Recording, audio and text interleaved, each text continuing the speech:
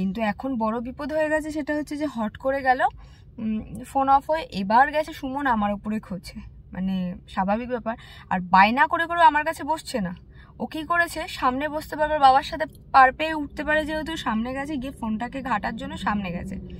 ভালো কথা, আমি দেখিও নি, খেয়াল করি না, আমি আমার নিজের মতো। হ্যালো ফ্রেন্ডস, গুড মর্নিং সবাইকে। তোমরা সবাই কেমন আছো? আশা করছি খুব ভালো আছো, আমিও ভীষণ ভালো আছি। কালকে রাতে হোটেলে ঢুকেছি আমরা, তখন রাত 3টে বাজে, ঘুমোতে ঘুমোতে 4টে বেজে গেছে। কালকে আর ব্লগটা আমি আর এন্ড করতে পারিনি, কারণ এসেই ড্রেস ফ্রেস চেঞ্জ করে সোনাকে শোয়াতে শোয়াতে নিজে ফ্রেশ হয়ে শুতে শুতে বেজে গেছে, বললাম যেহেতু 4টে। লোক যাচ্ছিল, তার ফোনে গান বাজছিল, আমি ব্লগটাকে স্টপ করে দিয়েছিলাম। যাই হোক, ওর জন্য আর ব্লগটা আমি কন্টিনিউ করতে পারিনি, ব্লগটা ওখানেই এন্ড করে দিয়েছি। আর এখন বাজে হচ্ছে 11টা 40। আমাদের 10টায় চেক আউট টাইমিং ছিল, বাট 12টা অবধি ওরা একটু টাইম দিয়েছে, যে বলেছে যদি 12টার মধ্যে যদি না হয় তাহলে কাল এক্সট্রা চার্জ আরও কেটে নেওয়া হবে, আজকের দিনের ফুল চার্জটা কেটে নেওয়া হবে। যাই হোক, চলো আজকের দিনের ব্লগটা এখান থেকে স্টার্ট করছি। আশা করছি ব্লগটা দেখতে তোমাদের খুব ভালো লাগবে, স্কিপ না করে দেখতে থাকো। আজকে বাড়ি ঢুকে যাবো, রাত্রি 12টা 1টা হয়তো বাজবে বাড়ি ঢুকতে ঢুকতে। যাই হোক, রাস্তায় যা যা করবো না করবো তোমাদের সাথে শেয়ার করবো। আর মনটা খারাপও লাগছে, ভালোও লাগছে। মন খারাপ লাগছে না, ভালোই লাগছে আমার, কারণ বাড়ি যেতে পারবো নিশ্চিন্তে। অনেকদিন পর বাড়ি থেকে অনেক কাজ এখন আমার পেন্ডিং পড়ে রয়েছে, অনেক কিছু, মানে অনেক কিছু কাজ বাকি এখন বাড়ি গিয়ে, সেগুলোকে করতে হবে। মানে তো যাই হোক, তোমরা জানতেই পারবে, একের পর এক স্টেপ বাই স্টেপ সব কিছু জানতে পারবে। তো তার জন্য পুরো ব্লগগুলো স্কিপ না করে দেখতে হবে। আর যারা যারা আমার চ্যানেলে নতুন আছো তারা প্লিজ চ্যানেলটাকে সাবস্ক্রাইব করে দিও, আর আমাকে অনেক অনেক অনেক ভালোবাসা দিও। এখনও পুরো ওয়েদারটা পুরো ফগি হয়ে রয়েছে, পুরো ওয়েদার। তো মানে আমি কালকে আমার শাশুড়ি ফোন করেছিল, মা ফোন করে বলছে প্রচণ্ড ঠান্ডা, সকাল থেকেই রোদ নেই, কুয়াশা, আর প্লাস হচ্ছে তোমার মানে হাওয়া, মারাত্মক ঠান্ডা পড়েছে। অ্যাকচুয়ালি কালকে হয়তো পৌষ পার্বণ ছিল, ওর জন্য হয়তো ঠান্ডাটা পড়েছে। যাই হোক, চলো দিনটাকে এখান থেকে স্টার্ট করা যায়। ফটাফট যাই, আমরা আগে লাগেজটা নিয়ে নিচে বেরোই, সোনাকে রেডি করতে হবে, ক্রিম মাখাতে হবে। রেডি হচ্ছে সোনা, ড্রেস ফ্রেস পরছে, ক্রিম ট্রিম মাখিয়ে চুল টুল মানে আসলে নিচে যাই, দেন তোমাদের সাথে আবার পরে গাড়িতে উঠে কথা বলছি। কি ড্রামা বাজ।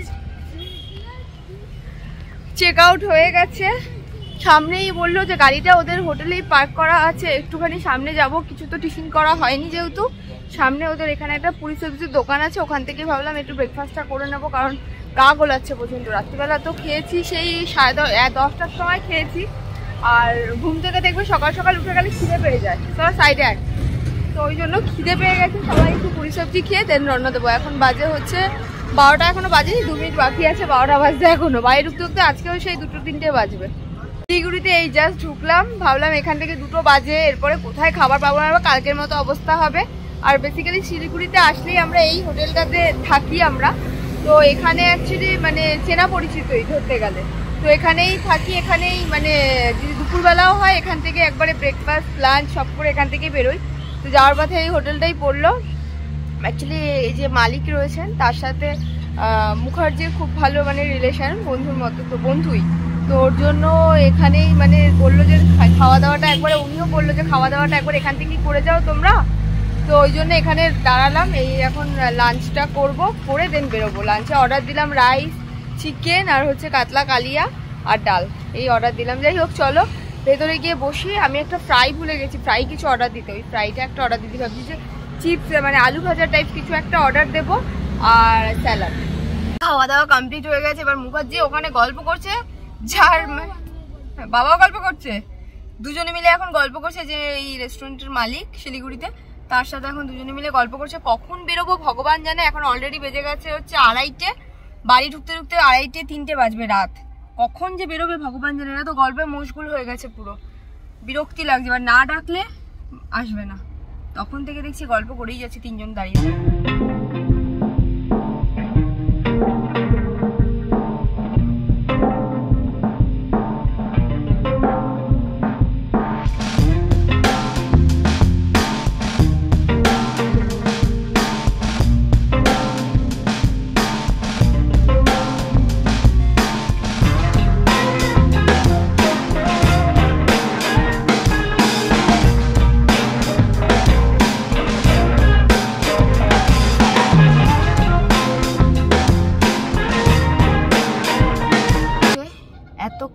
মার ঠার খেয়ে শোনা গেল সামনে, মানে সামনেই বসেছিল, মার ঠার খেয়ে ঘুমোলো।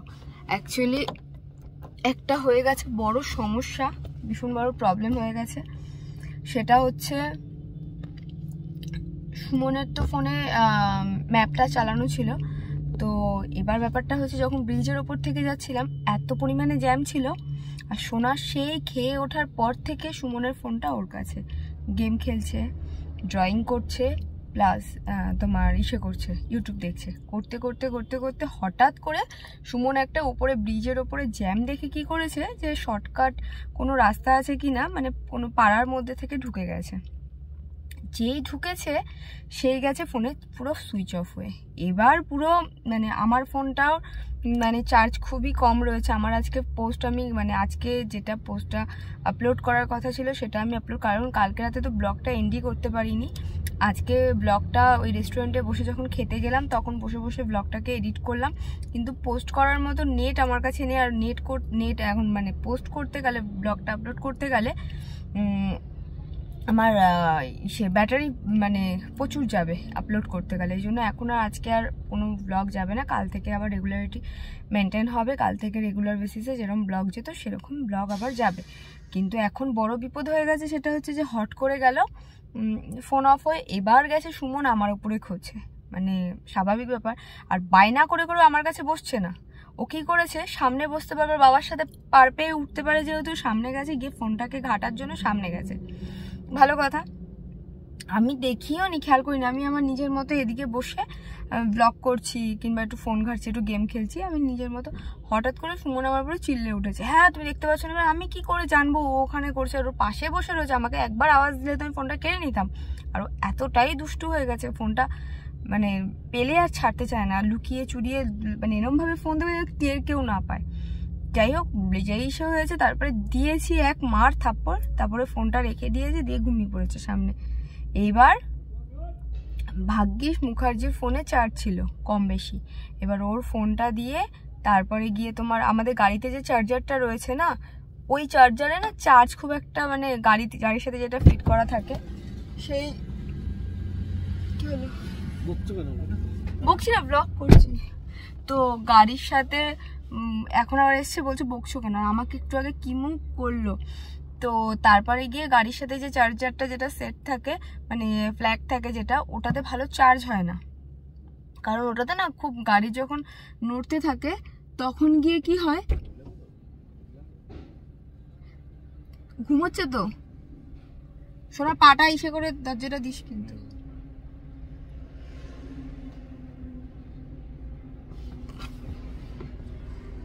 পাটা ধরে রাখতে হচ্ছে, দরজাটা দেবে।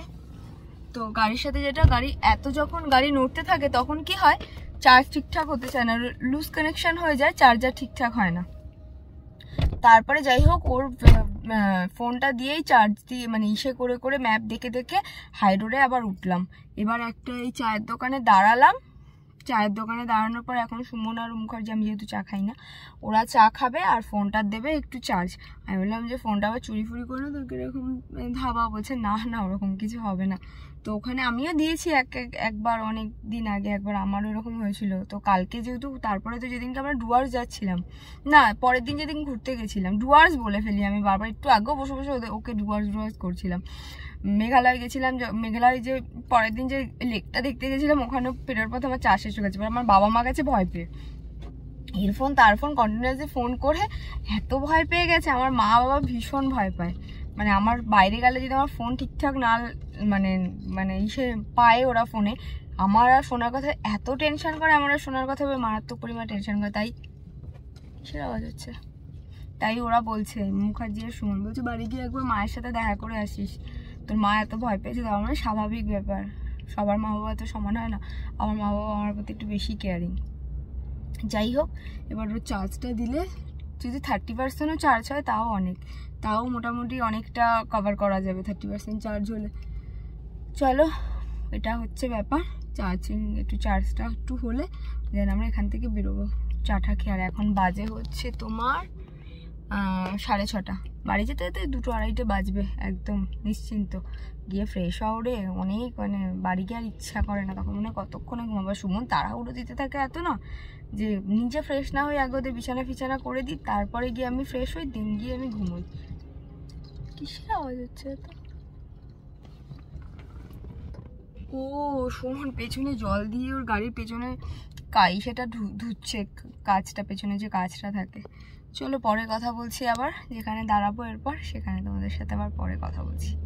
বাড়ি ফেরার দিন তো একের পর এক একটা বিপদ ঘটেই যাচ্ছিল। সেটা হচ্ছে ফার্স্টে যখন বেরোলাম, সুমনের ফোনটার চার্জ দিল সোনা, শেষ করে ওটা নিয়ে হলো একটা মহা ঝামেলা, যে ভুলভাল রাস্তায় ঢুকে গেছিলাম আমরা, যেহেতু ফোনের ব্যাটারি শেষ হয়ে গেছিলো, ম্যাপটাও বন্ধ হয়ে গেছিলো। ভাগ্যিস মুখার্জির ফোনে চার্জ ছিল বলে তোমাদের বললাম যে বেঁচে গেছিলাম। তারপরে ঘটলো আবার আর একটা মহা বিপদ, সেটা হচ্ছে যাওয়ার সময় মানে দেখলাম যে এতটা পরিমাণে কুয়াশা, রাত্রিবেলা মারাত্মক কুয়াশা, কিছু দেখতে পাচ্ছিল না। তো এটা আমি ভিডিও ক্লিপসটা পরের বার নিয়েছিলাম। তখন যেটা ঘটেছিল যে একটা সামনে থেকে একটা লরি আসছিল, মানে ওয়ান ওয়ে ছিল যেহেতু, মানে অ্যাক্সিডেন্ট একটা বাজে হতে হতে বেঁচে গেছি আমরা। ঢুকেছি বাড়িতে, এখন বাজে 2:30 বাজে তো, হ্যাঁ এখন বাজে 2:30। ফ্রেশ হলাম, জামা কাপড় কিছু টুকটাক বার করে দিলাম কাচতে, আর ওষুধপত্রগুলো বার করলাম, ওষুধপত্র খেলাম, সোনাকে ওষুধ দিলাম, সুমনকে ওষুধ দিলাম, সব কিছু দিয়ে ঠিয়ে জল খেলাম। এত পেটে ব্যথা করছে, উল্টো পাল্টা বাইরে খাওয়া হয়ে গেছে, রুটির তরকারিটা এত জঘন্য ছিল, ওটা খেয়েই আমার মনে হচ্ছে গ্যাস হয়ে গেছে, আর পেটে এখন ব্যথা করছে খুব।